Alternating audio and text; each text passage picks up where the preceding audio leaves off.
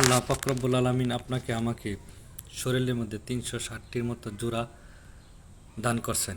প্রত্যেকটি জোড়ার জন্য আপনার আমার সদকা করা উচিত। আমি যখন রাত্রে ঘুমিয়ে যাই, ঘুম থেকে যখন জাগ্রত হই, তখন আমরা কিন্তু ঘুম এটা মরার সমতুল্য।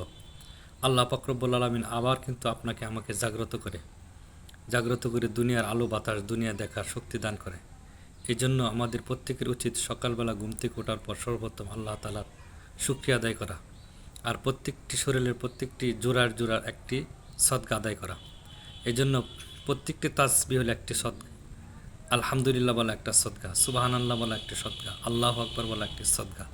এই জন্য প্রত্যেকটি জোড়ার সদকা যেন আমরা আল্লাহর প্রশংসার মাধ্যমে, আল্লাহর জিকিরের মাধ্যমে, আল্লাহর শুকরিয়া আদায়ের মাধ্যমে, আল্লাহর কুদরতিভাবে সাজদা করার মাধ্যমে, আল্লাহর হুকুম পালন করার মাধ্যমে যেন আমরা সদকাগুলো আদায় করতে পারি, সেই তৌফিক যেন আল্লাহ তাআলা আমাদেরকে দান করেন।